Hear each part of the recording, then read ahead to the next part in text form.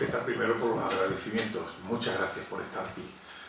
Ustedes hacen que esto tenga alguna razón, y la razón es que ustedes nos oigan. No a mí exactamente, sino a don Tomás Salas Chávez, que es el que hoy nos va a deleitar con sus conocimientos sobre cuestiones jurídicas, que además es uno de los temas que con más frecuencia solicitan los familiares, porque contamos con unos usuarios, contamos con unas personas que están especialmente tocadas por la incapacidad, y naturalmente esto hace que se generen dentro de la familia situaciones que difícilmente se pueden solucionar si no es mediante elementos jurídicos,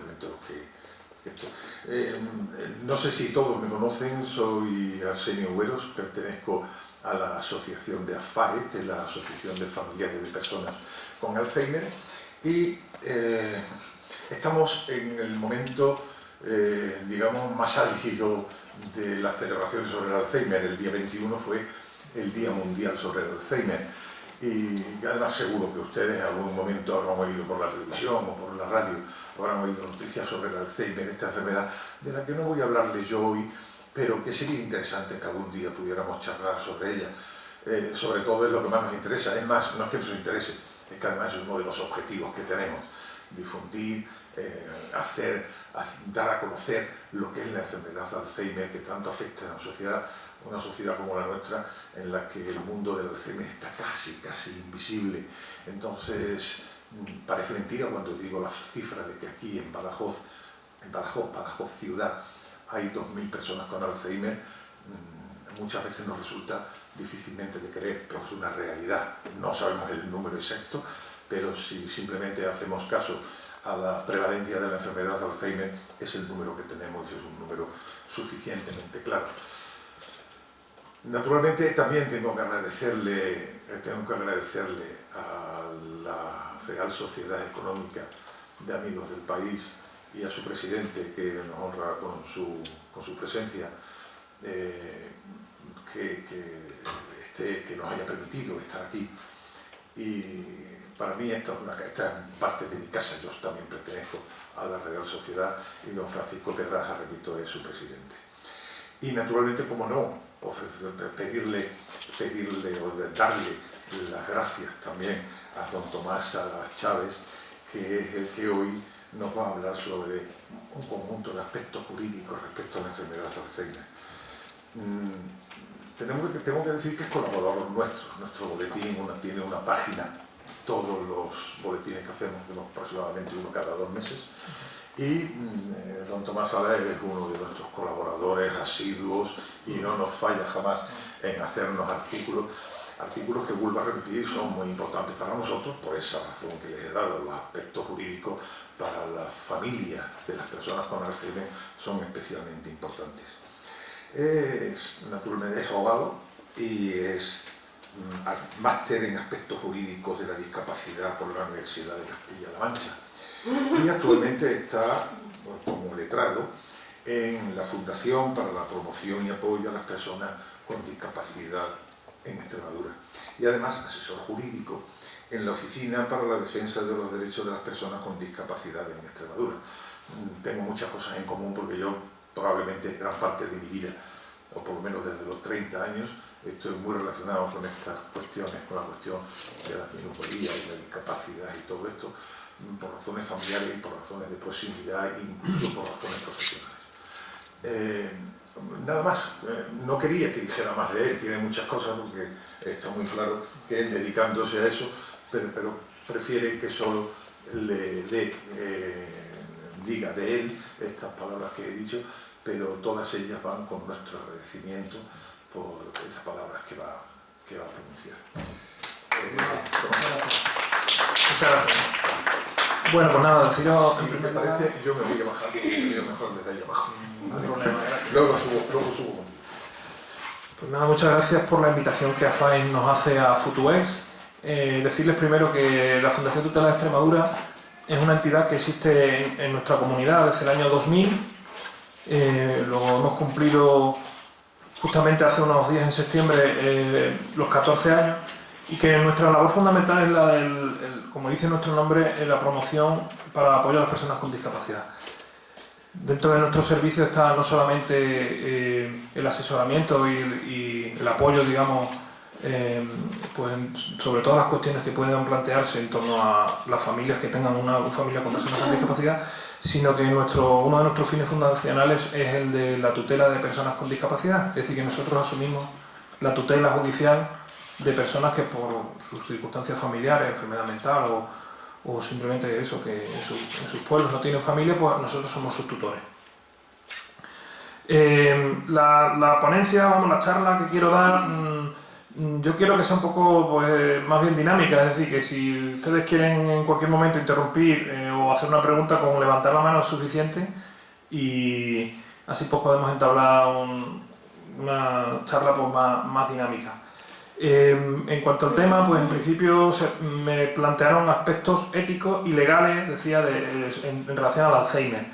El aspecto ético que en principio interesa más guarda relación con lo que es el final del proceso de una enfermedad de Alzheimer, ¿no? Bueno, que es prever el momento del fallecimiento, vamos a decir, con el tema del testamento vital, y es decir, que lo que vamos a tratar es esos aspectos éticos que guardan relación con la relación personal entre el enfermo y un equipo médico en relación a cuál va a ser su voluntad en el futuro, ¿no? Y luego las cuestiones legales va a guardar relación con el tema de la modificación de capacidad, la incapacitación judicial antiguamente denominada. ¿De acuerdo? Entonces, como les digo, en cualquier momento me pueden interrumpir y no hay problema. A ver si es esto, sí. Bueno, el testamento vital aparece regulado, no me voy a extender mucho en este tema, pero apareció ya regulado en el año 2002 por leyes, una ley nacional, la Ley de Autonomía del Paciente, que luego pues, posteriormente las comunidades autónomas pues, también han asumido competencias en esta materia y también han aprobado, y a su vez han creado decretos por los que aprueban los registros donde se pueden inscribir estos documentos, ¿no? Pero ¿qué es el documento de expresión? ¿Qué es el testamento vital, ¿no? El testamento vital es un documento en el que la persona anticipadamente, al momento de su fallecimiento, vamos a decir, pues ya va preveyendo cómo quiere ser tratada de cara a pues, la enfermedad por el equipo médico o el hospital donde esté ingresado, ¿no? ¿Quién puede otorgarlo? Pues lógicamente una persona enferma de Alzheimer solamente podrá otorgar este documento cuando tenga una capacidad suficiente, es decir, este documento no lo puede firmar una persona que ya por sí misma no puede gobernarse por sí misma, o sea, no tiene una conciencia, es decir, tiene que tener una persona mayor de edad que tenga capacidad suficiente. Luego ya hablaremos más adelante sobre lo que es la capacidad. ¿Cómo se formaliza ese documento? Si se fijan en la foto, yo he puesto ahí una notaría. No es necesaria una notaría, vamos a ver. Lógicamente el documento notarial va a dar fe de ello y es un documento mucho más fiable en el sentido de dar fe pública de lo que es la voluntad de esta persona. Pero la ley estrictamente no exige que sea en un documento notarial. Luego se puede hacer en un documento privado. Lo único que ese documento privado sí que debe reunir una serie de requisitos, que vamos a ver a continuación. Yo les he dejado, dejé para FAEX un guión con unas cuantas de documentos y en el modelo que yo les facilito, pues en principio lo que se ve es una simple descripción de datos, ¿no? El nombre, yo, fulano de tal, con domicilio en tal, DNI. Lo primero es designar un representante. Un representante es la persona que, para el caso de que ese documento sea necesario utilizarlo, pues en su nombre lo haga, ¿de acuerdo? Esa persona pues tiene que ser, normalmente suele ser del entorno más cercano, familiares del entorno familiar. Y a su vez el documento deberá contener también pues la declaración expresando terminantemente o de una manera muy concreta qué cosas o en qué situaciones quiere ser tratada y de qué manera. Por ejemplo, en el documento que yo les digo, que yo les he dado, pues esta persona dice que si en un futuro estoy incapacitado para tomar o manifestar decisiones sobre mi atención sanitaria, como consecuencia de deterioro físico o mental por algunas de las situaciones que se indican a continuación. Y entonces, por ejemplo, hablan, esto es un mero ejemplo, pero bueno, en el caso de padecer un cáncer diseminado en fase avanzada, un daño cerebral severo e irreversible, demencia severa debido a cualquier causa, daño encefálico severo, enfermedad degenerativa del sistema nervioso y o muscular, enfermedad inmunodeficiente en fase avanzada, etc. Aquí podríamos incluir pues, la enfermedad de Alzheimer, enfermedad, cualquier tipo de enfermedad. Vuelvo a repetir que lo que se declara en este documento es que yo, que sé que tengo esta enfermedad, quiero que no me sean aplicados determinados tratamientos, o que me sean aplicados, o que se me preste determinada asistencia, o no quiero determinada otra asistencia. Ese documento, lógicamente, o esa voluntad está sujeta a límites, no puede ser, debe estar sujeta a una serie de condiciones que a continuación veremos. El documento en principio va dirigido pues, al equipo médico que va a tratar a la persona. Ahora mismo, si es necesario, o en el futuro, vamos.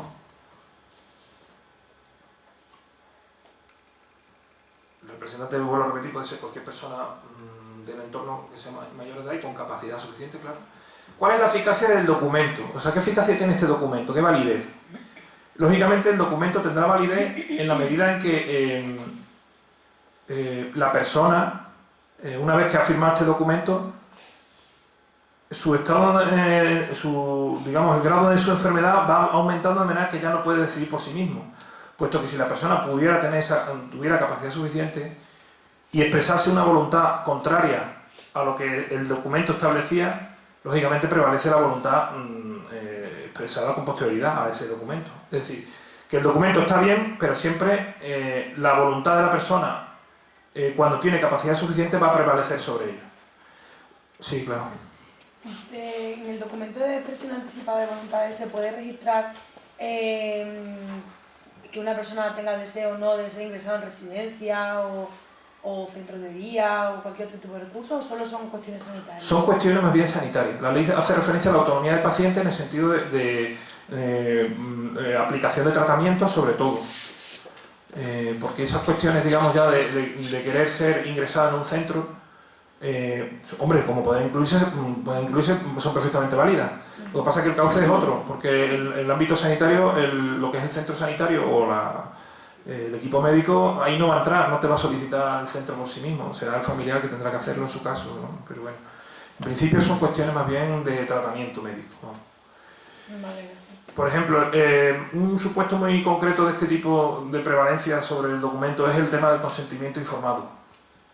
Sabéis que el consentimiento informado, cualquiera que haya tenido que todos hemos pasado por el médico, te pasan un documento como que estás conforme con que pueden ocurrir muchas eventualidades en el que a uno le da hasta miedo cuando esta cosa va por una cosa muy leve y incluso produce la muerte, ¿no? Bueno, pues efectivamente ese consentimiento informado, si contradijera lo que el documento que la persona ha firmado como testamento vital, prevalecería el consentimiento informado, porque ya le digo, siempre que tuviera capacidad suficiente y es posterior al documento. ¿Se puede cambiar ese documento? Naturalmente que se puede cambiar, se puede anular incluso. La única condición es que hay que cumplir el requisito que establece la ley, es decir, que la persona tenga capacidad suficiente para hacerlo. Si una persona ha firmado un documento, su enfermedad avanza, ya no tiene capacidad para regir su persona, ni sabe lo que está firmando, ni nada, cualquier otro cambio sobre ese documento ya no sería válido por sí mismo, ¿no? Otras limitaciones que tiene el documento de voluntad anticipada es principalmente legales, es decir, no se puede estipular en un documento, en un testamento vital, una disposición que sea contraria a la ley, por ejemplo, que se me aplique en la eutanasia, por ejemplo, vamos a decir. La eutanasia es un delito del Código Penal, lógicamente no se puede hacer constar en este documento ese tipo de voluntades.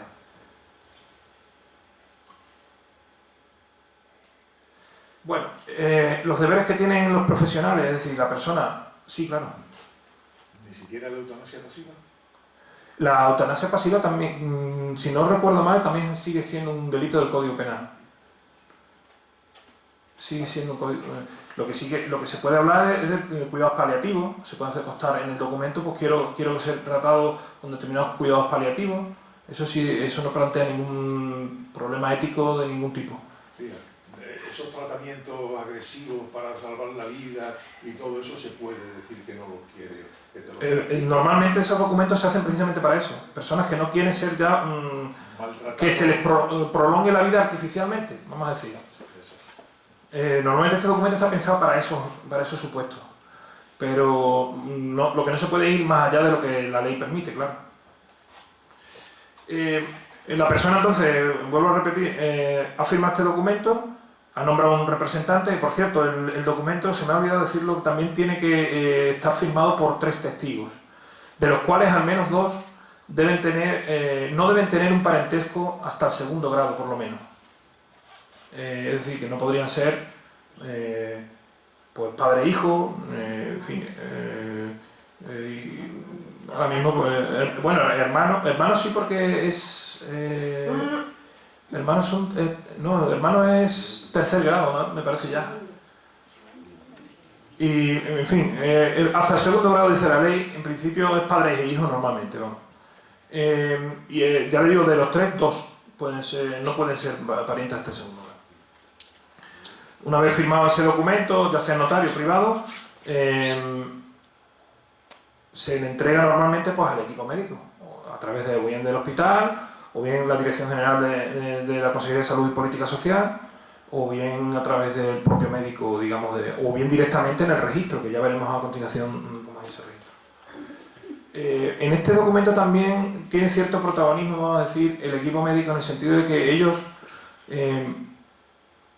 también pueden intervenir en aconsejar, sobre todo a la persona, al enfermo, pues qué es lo que cómo puede ser tratado mejor, a lo mejor una disposición, oye, pues mira, esto que has puesto aquí, más conveniente que utilicemos esta otra fórmula para el futuro, porque preveemos que tu enfermedad va a evolucionar de determinada manera. Entonces, es un documento, vuelvo a repetir, que puede ser moldeable, y en esa labor pues presta una buena labor, el equipo médico puede prestar una buena colaboración. Bueno, el registro de expresión anticipada de voluntad es un registro público en el que su objeto principal pues, es efectivamente recoger todos los documentos de voluntades anticipadas de las personas pues, que lo hayan otorgado.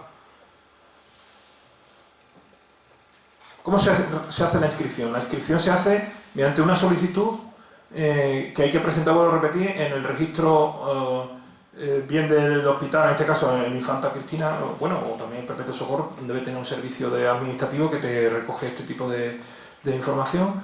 El equipo médico directamente, el médico, o bien el propio registro directamente, la Dirección General de la Consejería de Salud y Política Social. Yo he traído un modelo también para que lo vean ustedes. Este es el impreso oficial. El impreso oficial que se debe presentar en el registro. También se puede presentar a través de los centros de atenciones administrativas, los famosos CAD, que uno de ellos aquí en Badajoz está en la avenida de Huelva, junto a la delegación del gobierno, a la subdelegación del gobierno. A este documento habrá que adjuntarle una fotocopia del DNI y el documento privado que se haya firmado, o bien la escritura pública notarial, ¿vale? Firmado con las firmas del representante que se haya asignado y de los testigos. ¿Qué documentación debemos...? Bueno, esto ya lo acabamos de decir, ¿vale? ¿Y dónde se deben presentar también? Finalmente, ¿quién tiene acceso al registro? Pues al registro tiene la propia persona que lo hace, siempre que tenga capacidad, lógicamente, su representante legal, el que ha designado en ese documento, los funcionarios responsables del registro, lógicamente, y el equipo médico. Están todos sujetos al secreto profesional. Saben ustedes que la violación de ese secreto podría producir sanciones no solamente disciplinarias, sino incluso penales. Luego tiene unas ciertas garantías. Bueno, eso respecto a lo que es una cosa, un trámite relativamente sencillo. La única cosa más compleja es digamos, confeccionar el documento. Saber lo que uno quiere, saber lo que quiere para el futuro, vamos a decir. Para eso, por lo aconsejable es pues, eso, pedir la ayuda de pues, profesionales sanitarios que sean los que le podrán decir por dónde podría evolucionar o lo que podría necesitar en el futuro. Digamos, esta es la primera parte, digamos, de mi exposición, que guarda relación, como repetí, con las cuestiones éticas. No sé si tienen alguna pregunta sobre este tema, y si no pasamos al otro, o cualquier otra pregunta sobre cualquier otro tema, no me importa responderle. Nada, ¿no? Venga, pues entonces seguimos para adelante.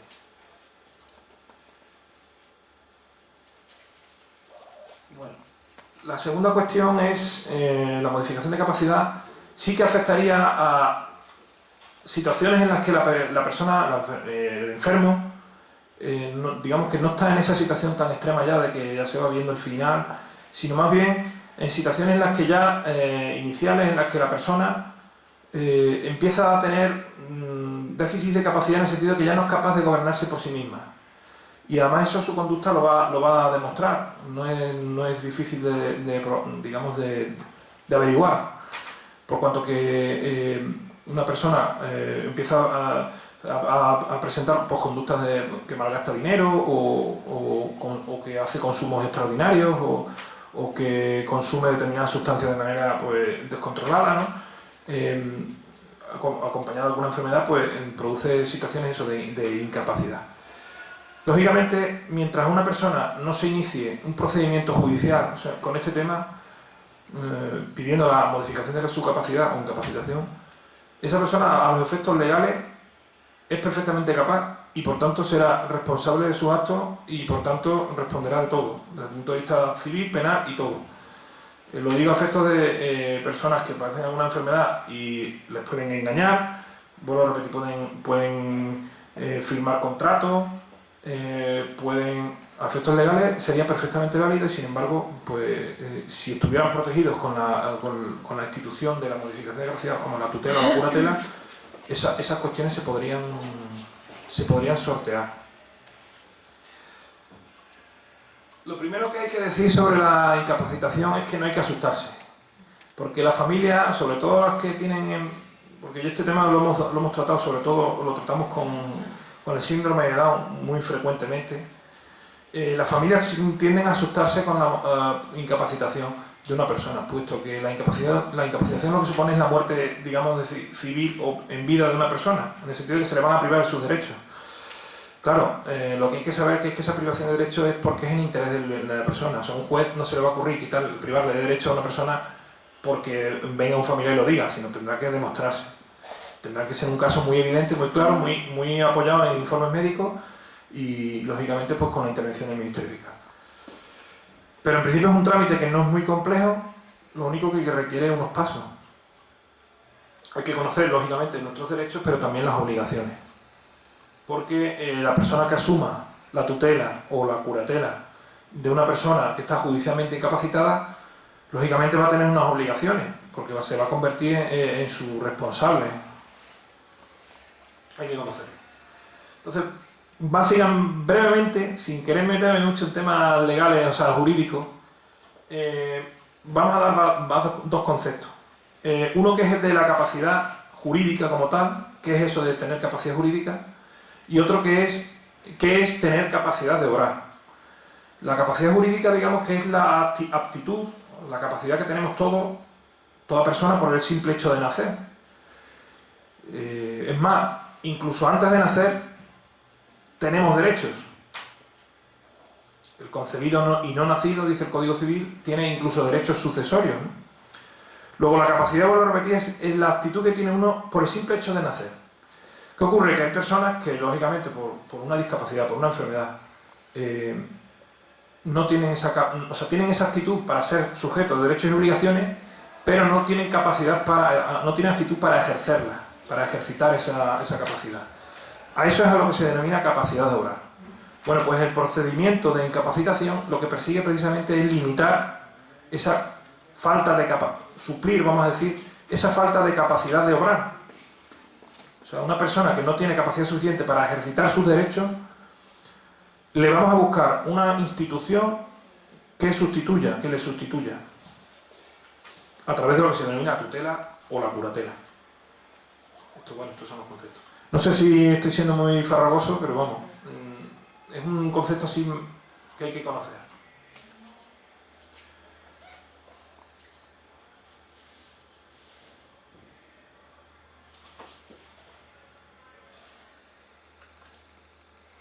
Por tanto, la declaración de incapacidad es una declaración que solamente puede, dice el Código Civil, acordarse mediante una resolución judicial, que en este caso es una sentencia, y siempre en un caso muy concreto, y es que la persona padezca una enfermedad o deficiencia, dice el Código, de carácter persistente, ya sea física o psíquica, que le impida gobernarse por sí mismo.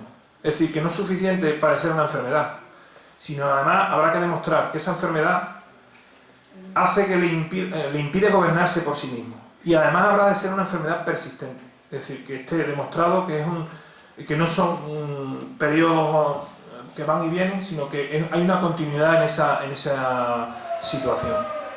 Son requisitos imprescindibles, si no, no se va a estimar en una demanda.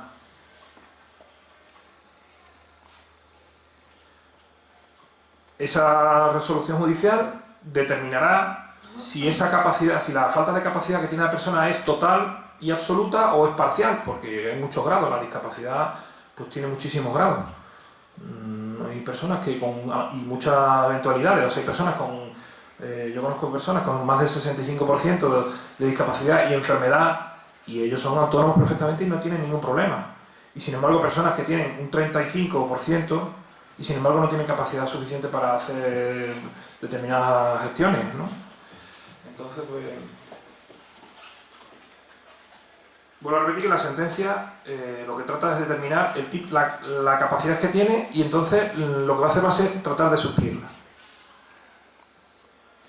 Normalmente, esto lo hemos visto, las causas de incapacidad, que es padecer una enfermedad o deficiencia de carácter persistente y que le impide a una persona gobernarse por sí misma. Bueno, los procesos de incapacitación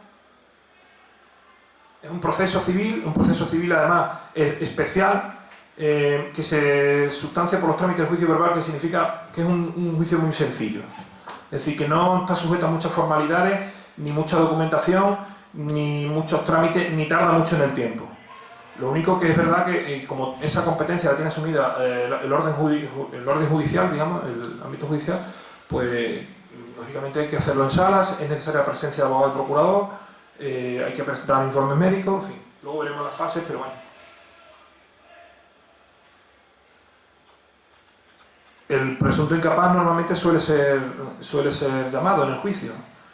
Normalmente, por deferencia de su señoría, lo que hace es previamente al juicio, lo hace una entrevista personal, normalmente solo, pero bueno, si no puede valerse por sí mismo, se le puede acompañar, pero no te permite el juez absolutamente nada. O sea, dices mu y ya te está llamando la atención al juez.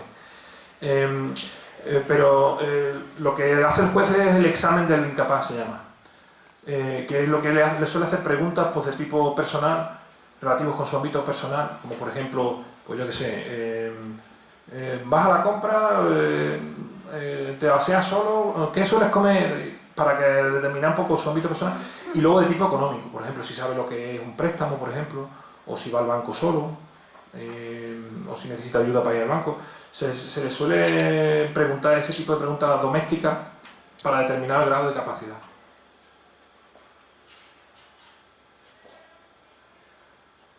Ya vuelvo a repetir que normalmente se debe presentar abogado y procurador, así lo dice la ley, siempre que existan familiares, digamos, pero en caso de que no exista esa opción de que no hay familiares, que suele suceder muy a menudo, es el Ministerio Fiscal quien asume la competencia.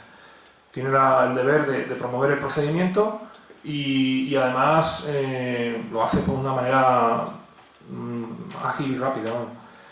Normalmente el procedimiento lo pueden instar, lo deben instar los familiares, pero cualquier persona puede instar un procedimiento de incapacidad. Es decir, yo estoy en la calle, estoy viendo que una persona está produciendo con frecuencia muchos problemas, cualquier persona puede poner en conocimiento del Ministerio Fiscal o del juzgado que esta persona está en una situación de peligro para su persona, que no rige su persona. cuanto más un servicio social, es decir, si lo puede hacer una persona, un servicio social también está capacitado para hacerlo. De oficio, mandan un escrito, cuando normalmente esto sucede cuando no hay familiares, repito, mandan un escrito manifestando que esta persona está presentando tales conductas y el Ministerio Fiscal de oficio normalmente suele promover el proceso. Mira, yo tengo una pregunta. Sí, claro. Nosotros tenemos un familiar lejano mío, pero de mi hermana, la cuñada. Ella tiene Alzheimer. La han incapacitado. Se ha hecho cargo de la custodia el nieto. El nieto vive en Sabadell, me parece. La han llevado a una residencia a Zuaga. Nadie la ha visitado, nada más que mi hermana y yo. Echamos 3 horas de camino para allá y 3 horas para acá en el autobús. Yo me puse en contacto con el nieto y le dije que a ver si por favor la podían acercar más a Badajoz para que nosotros pudiéramos, que somos los que lo vamos a visitar. Él no se ha preocupado más de la abuela, de la abuela jamás. Nosotros cuando estuvimos hablando con la directora de esto y nos dijo que allí... Pero ella está residiendo en un centro. Sí. En Azuaga. En Azuaga. O sea, no la han podido llevar más lejos de aquí. Sí. Si el nieto no se hace cargo de ella, ¿qué se puede hacer? Se pueden hacer cosas, claro. Sí, se le puede decir, se puede iniciar lo que se denomina la remoción del cargo de tutor. Se puede instar al juzgado que ese tutor no está cumpliendo bien con sus obligaciones. Es más, que incluso su falta de actuación pues está perjudicando a su... Pero claro, eso hay que evitarlo.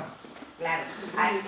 La directora nos dijo a nosotros que ella no está para estar en ese centro, que para esa enfermedad los hay más cerca de Badajoz especializados. Sí, lo que pasa es que también aquí concurre un problema y es la falta de plaza. Porque eso está todo centralizado a través del SEPA. Entonces, claro, uno insta una solicitud y a lo mejor pueden pasar 2 y 3 años, incluso más, y está todavía a la espera. Pero es verdad que si el propósito de los familiares tiene más cerca, yo lo solicitaría. Y luego ya eso. Pero claro, para solicitarlo, disculpa que te interrumpa, sí, no. Para solicitarlo no lo puede solicitar más que el tutor. Entonces, lo suyo sería hablar con él en el sentido que no le va a suponer ningún trauma, ningún peligro, ni nada, que firme el documento y diga, mira, que firmo que la acerquen que soliciten una plaza para Badajoz. De no ser así, las opciones son pocas. Pero porque... es que él no hace nada. Él solamente. Muchas gracias por haber visitado a mi abuela. Sí. Muchas gracias. Yo la agradezco. Bueno, pero lo que habría que convencerlo por otra vía en el sentido de decir, bueno, que tú estás dejando tus funciones como tutor, estás incurriendo en responsabilidad y se te podría exigir. Pero claro, tendría que ser otros familiares, directos. Porque ahora un conocido que venga aquí, bueno, pues no sé si prosperaría. Que ella tampoco tiene fuerza porque él se ha portado muy mal con la abuela. Ellos se comprende que tienen puesta la casa en internet para venderla. Yo no sé si ellos están incapacitados para... Sí, en principio yo le digo que la solución sería o bien convencer a esa persona para que firme el documento que solicite una plaza más cerca en el SEPA y esperar, porque eso es así, salvo emergencia social pero extrema, no le van a conceder una plaza porque lo solicite así automáticamente. Y otra vía es instar la remoción del cargo, es decir, que este tutor no está cumpliendo sus obligaciones, pero claro, eso tiene que ir acreditado. Eso dice que lo lleva a su... O bueno, no, más fácil todavía, que renuncie.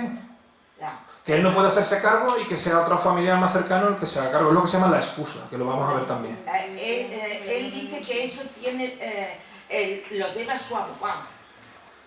Bueno, pues las soluciones son esas. O bien, él renuncia a su cargo porque no puede hacerse cargo de esta persona y en cuyo caso se abriría un proceso de tutela que ya no requiere abogado ni procurador, en el que habría que hacer una designación de parientes y proponer ya en el propio escrito el pariente que está en disposición de asumir la tutela, o bien renunciar, si no hay nadie, entonces sería la Comisión Tutelar de Adultos de Extremadura, la Junta, la que asumiría la tutela de ella, sin problema. si no estuviera nadie en disposición de asumir la A tutela. mí me han dicho que él piensa que donde está la abuela mejor es allí, pero es que allí ella... Yo le digo las soluciones que hay, que es o bien que renuncie, o bien se le quita, se acredita que no esté haciéndose cargo de sus funciones, o bien que convencerlo para que firme el documento y que lo acerquen a este centro. Es la única solución. Bueno, muchas gracias. Bueno, la incapacitación no es obligatoria, lógicamente, es simplemente cuando se considera que es necesario. Por ejemplo, es aconsejable, por ejemplo, en la mayoría de edad, sobre todo, con gente joven especialmente, ¿no? En el Alzheimer pues hay que valorar, porque lo mismo una persona que ya tiene enfermedad muy avanzada, ¿para qué le vas a incapacitar si ella no va a poder firmar nada, ni ningún peligro, en fin? Sí puede plantearse algún problema a efectos sucesorios, es decir, que haya que arreglar algún documento hereditario de la familia, que haya que arreglarlo, y ella tenga que firmar, la persona. Entonces el notario no lo va a autorizar, porque no tiene capacidad suficiente, en cuyo caso hay que iniciar un procedimiento de incapacitación, designar un tutor, el tutor tiene que pedir autorización judicial para aceptar en nombre de la persona enferma la parte de la herencia que le corresponde y rendir cuentas después, una vez que se parte todo. O sea que, entonces, es un trámite demasiado largo que a lo mejor si se hace ya la incapacitación ya se evita, ¿no? Pero vamos, la incapacitación está más aconsejado sobre todo para eso, para personas jóvenes, vamos a decir, mayores de edad, que empiezan a tener problemas, lo típico, esto se da mucho en el síndrome de Down, que contratan telefonía y se gastan la vida en teléfono y luego hay que andar con las compañías para anular los contratos y todas estas cosas, ¿no? Pero vamos, en principio, con una persona con Alzheimer, pues, en los primeros grados que se ve que ya no controla su situación económica, para evitar engaños y cosas de estas, sí sería conveniente, ¿no? No es obligatoria, pero sí puede ser necesaria. Bueno, ya hemos dicho que pueden promover la propia persona incapaz. Eso fue una novedad de la Ley de Patrimonio Protegido. La propia persona con discapacidad puede promover, y claro, lo que pasa es que lo tiene que autorizar el juez. Pero la propia persona discapaz se puede presentar en un juzgado: mira, yo quiero que me incapaciten. Y de hecho a mí han llamado a la oficina pidiéndome esto. Una persona con discapacidad pidiendo que la incapaciten. Con enfermedad mental, vamos. Que la incapaciten porque él se ve que no controla su vida. Que no la controla para nada. Entonces pues necesita... él puede personarse directamente y solicitar incapacitación. El cónyuge normalmente, o persona en situación asimilable, los descendientes, ascendientes, hermanos. Esto es un orden. Es un orden, o sea, no es que cada uno pueda hacerlo cualquiera, sino primero, es por orden de importancia. Primero, el propio incapaz, el cónyuge, descendientes, ascendientes y hermanos. Luego el Ministerio Fiscal o cualquier persona que tenga conocimiento de esto, de esta situación. Y para menores de edad, si el menor de edad ya se va viendo que va teniendo incapacidad, para incapacitar a un menor de edad, son los padres los que tienen que instar este procedimiento. Esto realmente no se llama una incapacitación, porque ya le digo que al ser menor de edad lo que se insta es lo que se llama la prórroga de la patria potestad. Es decir, una persona que tiene 17 años, que está luego sometida a la patria potestad de sus padres, por su enfermedad, por su discapacidad, no está capacitado para gobernarse por sí mismo, como dice el Código, se insta un procedimiento para que la patria potestad de esos padres se prolongue más allá de la mayoría de edad. Es por eso lo que se llama la prórroga de la patria potestad. Y luego está la otra versión, que es la rehabilitación de la patria potestad, que es cuando una persona que ya es mayor de edad y por tanto ya no está sujeta a la patria potestad de sus padres, se insta un procedimiento de incapacitación por sus padres para rehabilitar esa patria potestad. No sé si me explico. O sea, son dos secuencias temporales diferentes. Uno es menor de edad y se quiere que se prolongue la patria potestad, el otro es mayor de edad y se quiere recuperar lo que se tenía cuando era menor de edad, es decir, tenerlo bajo la patria potestad. Esas posibilidades todas las permite la ley. ¿De qué hay que proteger? Normalmente de que engañen a nuestros familiares, en principio. Se dan casos, pues eso, sobre todo en telefonía, en compras en los supermercados y cosas de estas. En los pueblos se da mucho también, que los engaña más gente que no se sabe quién es y van firmando cosas.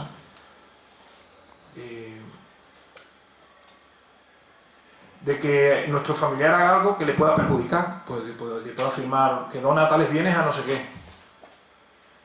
O que al contrario, de que el familiar no pueda hacer algo que le beneficie y no lo haga porque se lo diga o le engañe.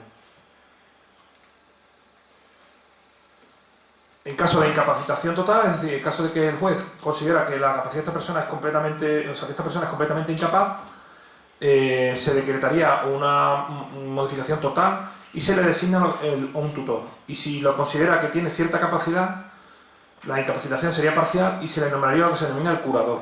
Ahora veremos las diferencias entre uno y otro.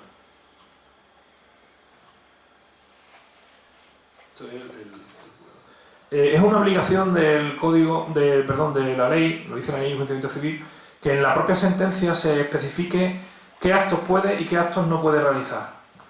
De manera que ya cada vez más, porque hasta hace poco esto era un sota caballo rey, es decir, el juez tiene un modelito en el ordenador, hace tiqui tiqui, pone donde pone Juan, ahora pongo Antonio y ya está. Entonces, claro, se cometen barbaridades porque personas que tienen su cabeza bastante bien, a lo mejor para cuestiones, por ejemplo, votar, y por el modelito de las narices se les priva el derecho al voto, claro, llegan porque están incapacitados totalmente. Claro, llegan, bueno, y parcialmente también, sucede. Van a votar a las siguientes elecciones y les dicen que no existe en el censo. ¿Cómo? Porque está en el registro civil la anotación de que está incapacitado, que tiene privado el derecho al voto. Entonces, esto afortunadamente ya va cambiando, los jueces van teniendo más sensibilidad, también a instancia de las partes, es decir, de los familiares, y se especifica que esta persona tiene plena capacidad. Por ejemplo, hace poco he tenido yo un juicio en Zafra y le pregunté, una de las preguntas que le hice a la incapaz en la sala fue precisamente esa. ¿Me puede decir el nombre del presidente del gobierno o los partidos políticos que hay aquí en España así principales, para demostrar que esta persona sabe perfectamente, dentro de lo que cualquier persona normal puede saber lo que es un partido político, ¿no? Y para que no le priven el derecho al voto?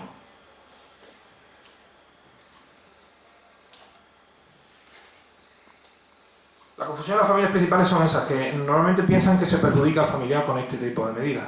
Es lo que se piensa principalmente.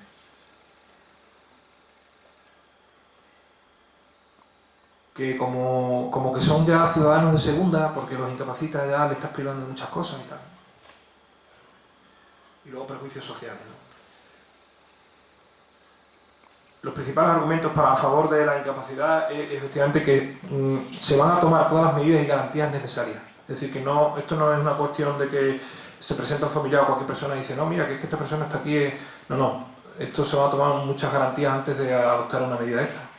Puesto que, vuelvo a repetir, que es una muerte civil, o sea, le privan todos sus derechos.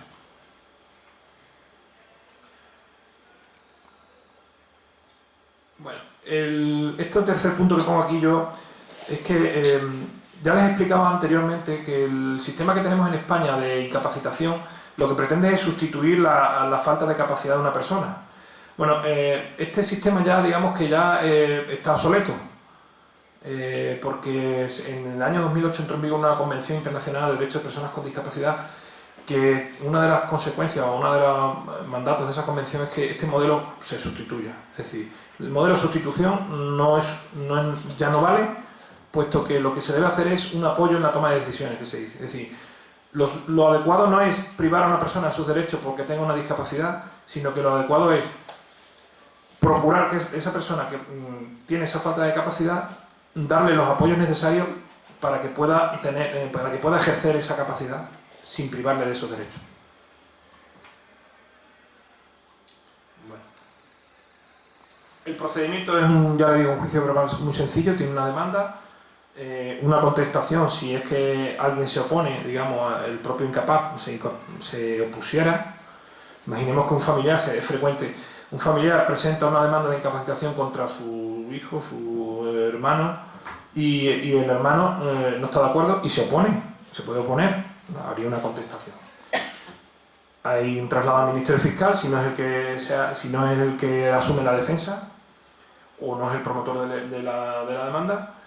Hay una vista y a continuación pues hay una serie de pruebas que se suelen tomar, que es el examen del incapaz, que ya lo hablaba de la entrevista previa del juez, la audiencia a familiares, se suele llamar a familiares para también hacer un interrogatorio sobre estas personas, el dictamen pericial médico, que normalmente es de parte, normalmente el juez acuerda para que esta persona pase por el médico forense y emite un dictamen pericial, que normalmente es la clave de estos procesos. Porque aunque se aportan informes de parte, informes periciales, informes médicos, informes del psiquiatra normalmente, o informes psicológicos, informes de centro, por ejemplo, un informe del psicólogo de AFAI determinando por la enfermedad que presenta esta persona y tal, se suelen aportar, pero aquí la clave va a ser el dictamen del médico forense. No es que tenga la verdad absoluta, pero lógicamente habría que rebatir el dictamen del médico forense para impedir pues que se incapaciten a una persona. Y luego, cuantas pruebas documentales más quieran. Y luego ya habría la sentencia con las previsiones que ya he establecido antes. La sentencia se inscribe en la partida de nacimiento, es decir, en la inscripción de nacimiento se hará constar en una nota al margen que esta persona ha sido incapacitada en el juzgado tal, con sentencia de fecha tal, y que tiene privado de los siguientes derechos. Y va el derecho contra el matrimonio, el derecho a voto, es principalmente eso. Luego existen otras instituciones, bueno, las instituciones ya he dicho que es la tutela, curatela, y luego existen el defensor judicial y el guardador de hecho. La tutela ya hemos dicho que es el representante de la persona cuando no tiene capacidad ninguna para ejercer sus derechos, ¿no? El tutor tiene una serie de obligaciones, voy a ir resumiendo porque esto es un poco largo, pero principalmente las obligaciones guardan relación con el deber de cuidar a la persona, de educarle, incluso bueno, en caso de menores, ¿no? Incluso dice el código, ahora recuerdo, tiene la obligación de intentar que la persona recobre la capacidad si es posible. Y es posible, vamos, yo de hecho he tenido la suerte porque me tocó, no por otra cosa, no porque yo lo llevase, he tenido la suerte de conocer un expediente de reintegración de capacidades, y estos procesos se pueden reinvertir, o sea, es decir, vamos a volver para atrás, es decir, una persona que tiene incapacidad, vamos a procurar, porque su enfermedad, el grado de discapacidad o lo que sea, lo permite, vamos a intentar que esta persona se reintegre en la sociedad y que vuelva a recuperar todos sus derechos porque puede hacerlo. Pues hemos tenido en Futué un asunto de este tipo, lógicamente acreditado documentalmente con informes médicos. El tutor entonces tiene ese papel, tiene una serie de obligaciones que guardan relación con su aspecto personal y de cuidar, educar, garantizar la reintegración, pero también de tipo económico, por ejemplo. No puede tomar o dar o tomar, dice el código, dinero a préstamo, no puede sin autorización judicial. Lo puede hacer, pero sí, con autorización judicial. Normalmente los tutores suelen ser siempre personas físicas, pero también pueden ser personas jurídicas. Y el caso de personas jurídicas en Extremadura es Futuex, que es una entidad privada, o la Comisión Tutelar de Adultos de Extremadura, que es la entidad pública que la comunidad autónoma tiene transferida, vamos, tiene la competencia para asumir la tutela de personas con discapacidad. Normalmente el tutor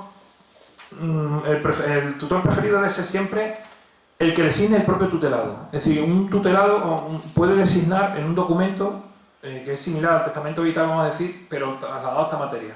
Una persona puede dejar en testamento que quiere que cuando presente, pues eso, que no puede gobernar su persona por sí mismo, que se le nombre un tutor y que quiere que sea tal persona. Es lo que se denomina la autotutela, que es perfectamente posible. Luego, el cónyuge puede ser designado tutor, los padres, la persona designada por los padres en testamento, es decir, yo tengo un hijo con discapacidad, yo en testamento quiero que cuando yo falte, los tutores de mi hijo sean mi otra hija, su primo, y luego descendientes, ascendientes o hermanos. El juzgador puede alterar el orden. Esto es un orden taxativo, pero puede alterarse. Normalmente, ya lo dije al inicio, lo suyo es que en el propio escrito de demanda se proponga. Bueno, y proponemos como, por imposibilidad de los demás familiares, proponemos como que sea tutor tal persona. En defecto de personas, pues normalmente será la Comisión de Tutela de Adultos, vamos, porque la entidad es pública. Bueno, esto vamos a pasarlo porque si no... Existen causas de inhabilidad para ser tutor, que por ejemplo incurrir en causas de inmoralidad, dice el código. Concepto un poco ya pasado, pero bueno. Básicamente es atentar contra la vida, que haya habido atentados contra la vida de la persona, malas relaciones, en fin. Razones de imposibilidad, no tener capacidad, por ejemplo, por distancia, o por desconfianza, porque haya intereses económicos de por medio, entonces pues eso se pueden alegar como causa.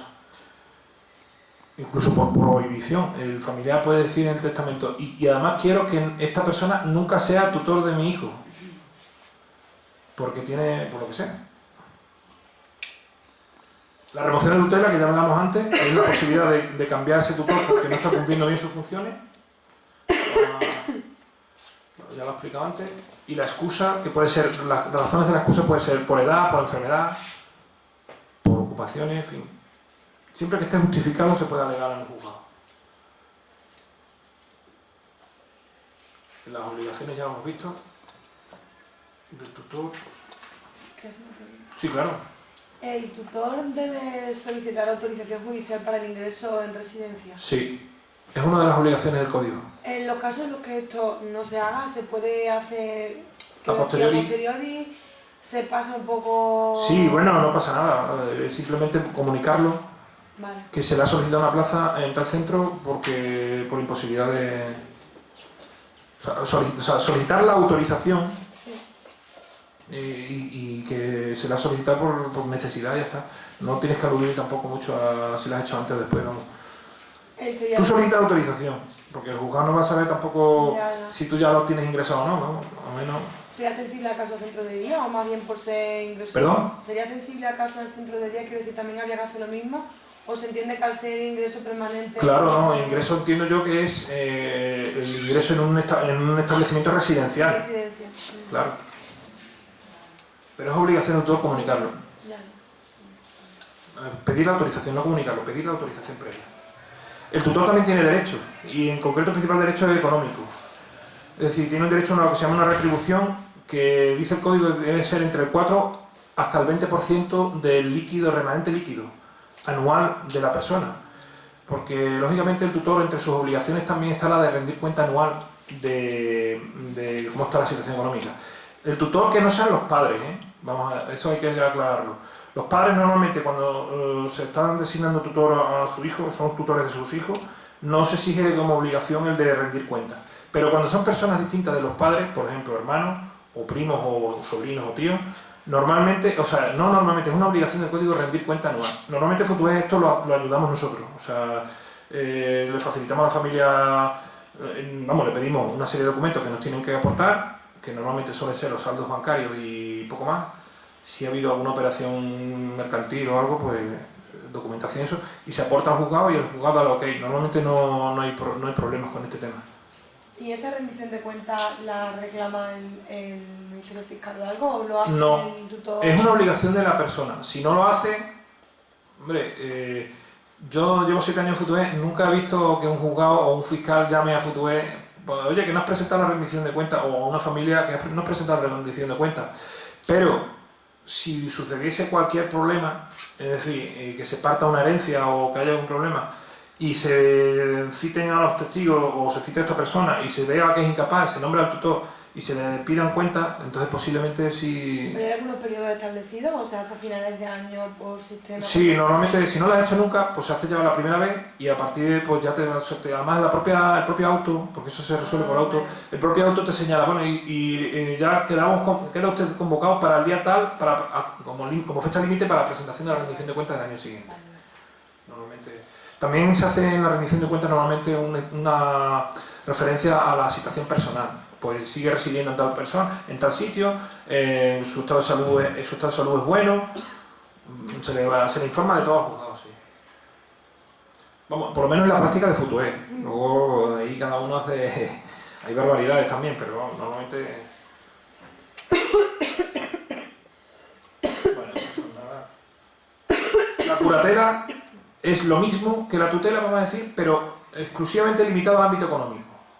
Es decir, El curador, sus funciones van a ser suplir la falta de capacidad en la esfera económica, por relaciones con el banco, préstamos por, imaginemos, yo tenía un caso de un señor que había que comprar una dentadura, y como estas personas, pues la situación económica no es muy, hay que pedir un préstamo, hay que pagarlo, vamos, un préstamo no, hay que pagarlo con una financiera, vamos a decir, que es un préstamo, pero bueno.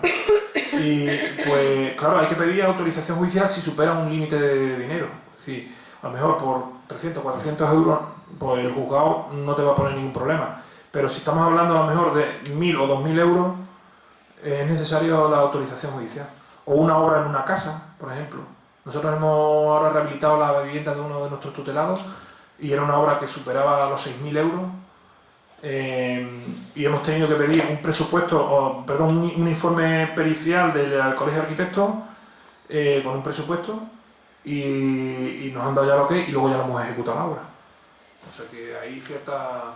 Pero vamos, la curatela guarda relación exclusivamente con los incapacitados parciales y afecta únicamente a su esfera económica.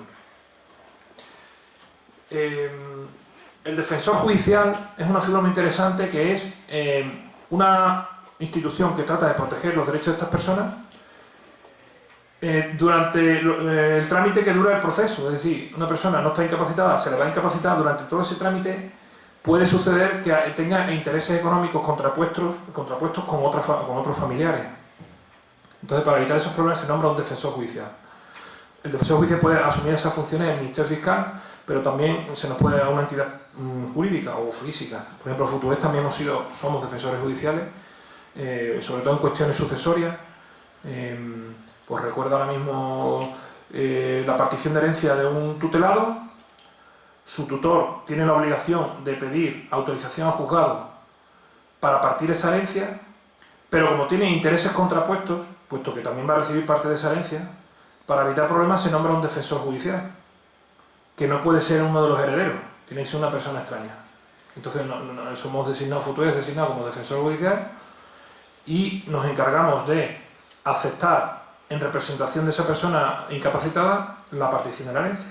Y cuando ya se parte todo, se rinde cuenta al juzgado de las operaciones, de cómo ha quedado todo liquidado, y ya pues cesamos en nuestras funciones y el tutor sigue siendo su tutor, vamos, pero ya pues resuelto el tema económico. ¿Y ese trámite lleva algún coste? ¿El defensor judicial? Coste no, ni tutor ni curador, no requiere, coste no tiene nada, en el juzgado no se va a pagar nada y, hombre, tiene un coste, digamos, de responsabilidad.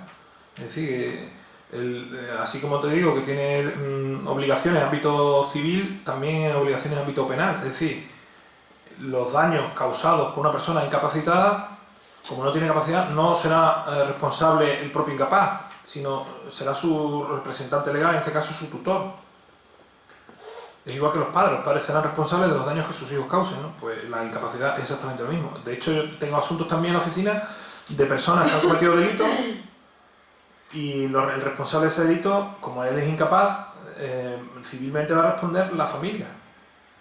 Típico, la persona con enfermedad mental que le ha dado por rayar un coche.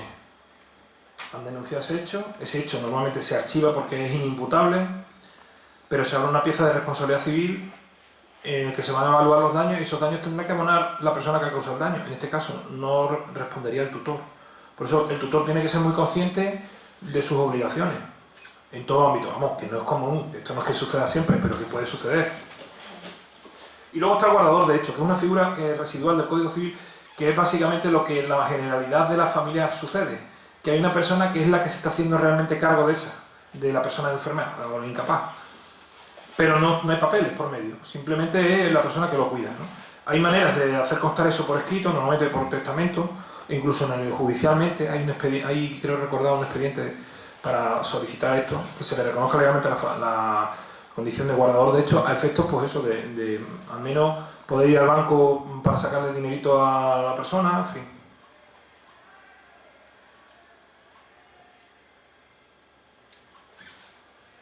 Bueno, los documentos necesarios para la incapacidad, muy sencillo. La partida de nacimiento normalmente, el DNI y los informes médicos que se tengan sobre la persona. Pero la partida de nacimiento es básico. y un informe social. Normalmente los centros suelen facilitarlo, y sobre todo los informes médicos. Esos son los principales documentos. Y el debate actual que se plantea, y con esto pues terminamos, el principal debate que se plantea es lo que ya iniciaba al principio, que era que estos modelos de sustitución de capacidad ahora mismo ya lo que se pretende es acabar con ellos. Pero esa es la teoría y otra cosa es la práctica. Actualmente, aunque se han promovido, digamos, diversas iniciativas para modificar la legislación en esta materia, estos procedimientos, de manera que, por ejemplo, no hiciese falta ir a un juzgado, por ejemplo, hacerlo ante notario, o que si fuera necesario hacerlo ante un juzgado, que no requiera las formalidades pues, de ir a una sala con las togas, que pueden perturbar a la persona con discapacidad. Todo ese tipo de reformas están en un papel, pero no están ejecutadas a día de hoy. La ley, la Convención de Naciones Unidas lo obliga, la legislación española ya está haciendo algunos avances, la Ley General de Discapacidad de este año, del 2014, ya prevé algunas cosas, pero a día de hoy no se ha modificado todavía absolutamente nada. Nosotros como entidad dedicada especializada participamos con el Ministerio de Justicia en la comisión del Congreso sobre esta materia, hicimos unas propuestas, pero como luego llegan los juristas de turno y se niegan a todos, los catedráticos, la magistratura, la alta magistratura, el Supremo, no está muy por la labor porque entiende que es una materia muy sensible. Están vías de modificación, pero a día de hoy todavía es necesario acudir a un procedimiento judicial con sus costes, porque lógicamente, ese es otro tema que tengo que comentarle. Normalmente, aunque es necesario el abogado y procurador, cabe la opción de solicitar la justicia gratuita, siempre que no se superen unos límites. Normalmente el límite genérico para acceder a la justicia gratuita es dos veces el salario mínimo interprofesional, es decir, una persona, de la unidad familiar, es decir, las personas que están empadronadas juntas en un domicilio.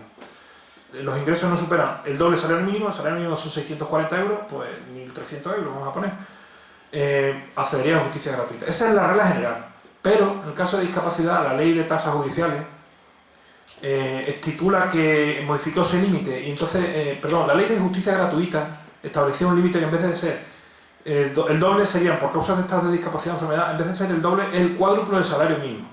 Pero la ley de tasas ha aumentado todavía más. En ese aspecto la ley se ha portado bien con las personas con discapacidad, dentro de lo que es los estragos que está causando en el mundo jurídico. En vez de ser el cuádruplo es 5 veces el IPREM, que el IPREM, si no recuerdo mal, son 500 y pico de euros, en torno a 2.500 y pico de euros al mes, lo que debe cobrar menos de 2.500 euros para que pueda una unidad familiar acceder a la justicia gratuita. Normalmente se suele acceder a la justicia gratuita, porque las personas con discapacidad a lo mejor conviven con personas que tengan una pensión, en fin. Pero si se superan los límites hay que abonar los honorarios de abogado y procurador. Y yo por mi parte, de momento, no tengo más cosas. Si quieren saber alguna cuestión más o de otros temas de discapacidad, pero por mi parte he terminado. Muchas gracias por la invitación y nada, cualquier duda ya saben dónde nos tienen en Futué, en Olivenza. Estamos en Olivenza. Normalmente, tenemos la oficina abierta de 8 a 3 de la tarde y simplemente con llamar, nos tienen en la página web para cualquier cosa, claro. Solemos informar pues, de las subvenciones, ayudas y todo tipo de cosas que hay en torno a todo lo que guarde relación con la discapacidad. Intentamos tener siempre al día a la familia, sobre todo, de ello. Muchas gracias a todos.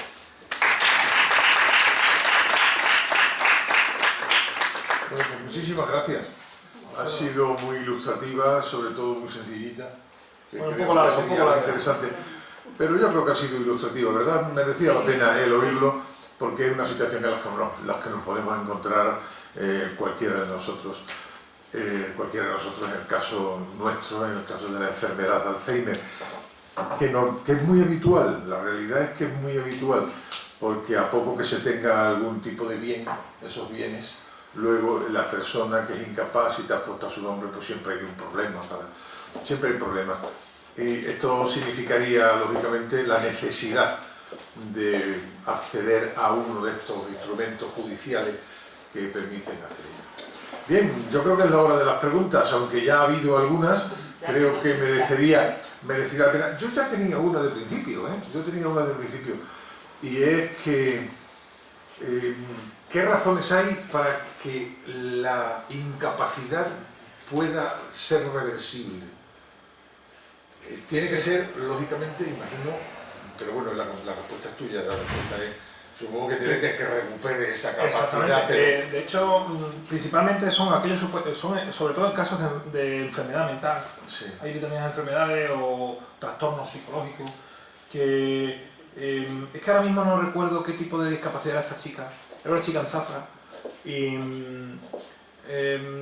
no tenía un diagnóstico muy claro de enfermedad mental grave, sino que era un trastorno psicológico, un trastorno que ella, por ejemplo, descontrolaba, asociado sobre todo al tema social, al tema familiar y también al consumo de sustancias. Pues entonces era un totum revolutum, que era una chica que estaba totalmente descontrolada, es decir, tuvo un hijo con un chico, en fin, consumía sustancias, en fin, un descontrol total con la familia, desconexión con la familia completa, y se entendía de su hijo y todo, ¿no? Entonces se la incapacitó porque ese trastorno estaba viendo que no podía gobernar su persona por sí mismo, se la incapacitó y se le adoptó una, en este caso era una curatela, creo recordar. O sea, No, se le rebajó la... No, una tutela, fue una tutela, era una tutelada. Y entonces se le privó todos sus derechos y entonces se le sometió a un tratamiento, en fin, de ya control médico con su tutor, que se llama nosotros, porque en Futué funcionamos con un equipo de personas de área social en el que nos preocupamos de que esas personas estén perfectamente atendidas, es decir, les llevamos un control semanal, si tienen que ir a citas médicas se les acompaña al médico, se les controla también si toman o no la medicación, un control también bancario, o sea, se va al banco y se le da un dinero para sus gastos personales, o sea que llevamos un área social que funciona bastante bien, en el que nosotros llevamos un control semanal de cómo está evolucionando la persona. Entonces, claro, con ese control semanal vimos que esta persona ya empezó a controlar más a su persona, que ya se hacía cargo de su hijo, que incluso ya se fue a vivir con su pareja y vivía autónomamente y cocinando, todo. No tenía ningún descontrol, que podía ir a un banco y sacar dinero, que de hecho lo hacía ya de hecho, a pesar que nosotros éramos sus tutores, pero lo hacía ya de hecho, con nuestro permiso, pero lo hacía pues con esos informes. Y el visto bueno, que dio el visto bueno el médico forense, pues el juez que no le cupo más remedio que aceptar la... Yo tenía otra pregunta. Esta pregunta además no quiero que se interprete como una crítica, que no lo es. Y en ella pero más a tu experiencia que realmente a tu conocimiento. Hablaste al principio de la ley de voluntades anticipadas y que esas voluntades anticipadas van al historial médico. Debe de ir al historial médico y de hecho creo que van, pero se exige. Lo dice la ley, lo dice.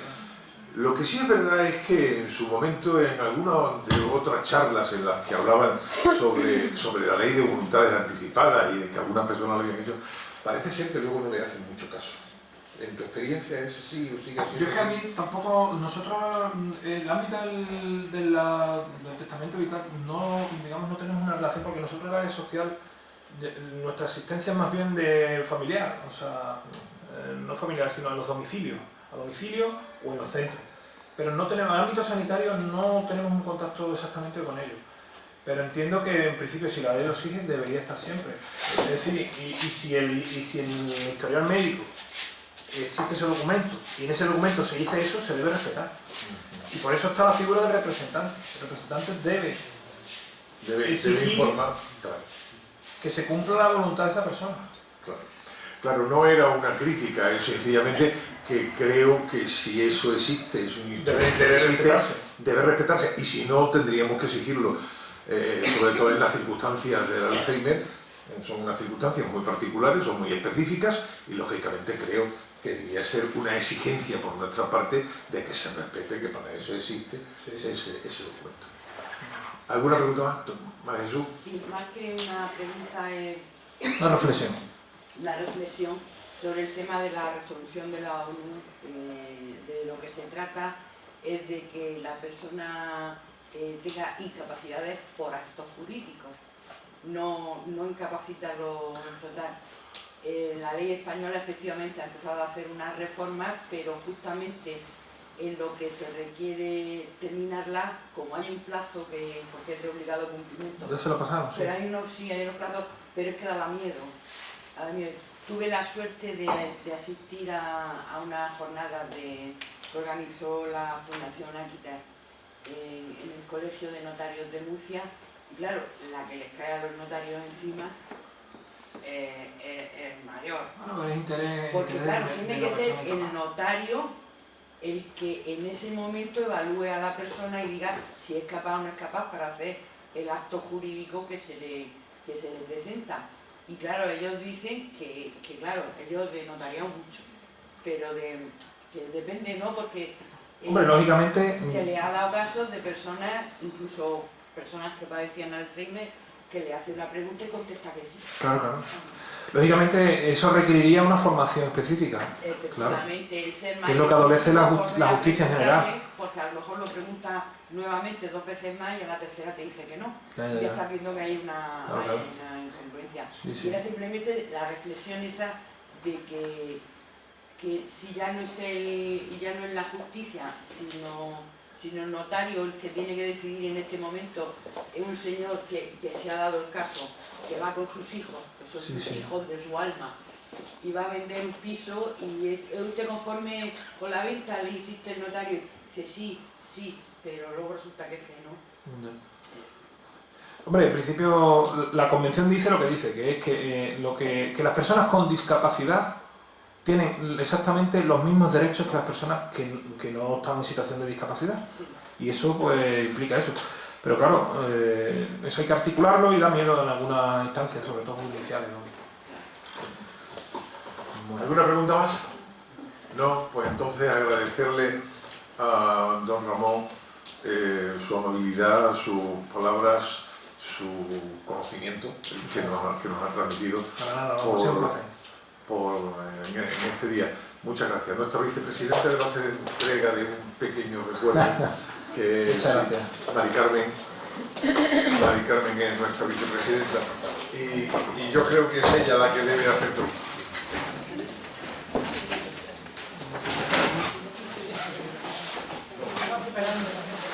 No, pero ya tenemos a María Jesús, que ahí con toda seguridad hace las fotografías. No, pero para nosotros es un placer poder dar un recuerdo nuestro. Con nuestro símbolo, la recepción. No, yo soy una tenéis. Sí. Y además contamos contigo y abusaremos de ti. Muy bien, para eso estamos. Así. Igualmente.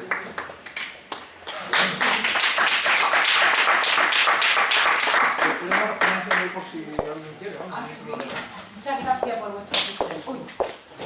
Pues sí, la voy a cumplir en latín.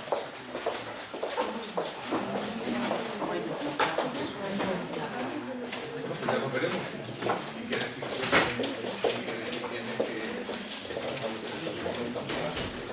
si alguna vez necesitáis algo nosotros para hablar de la pero para hablar de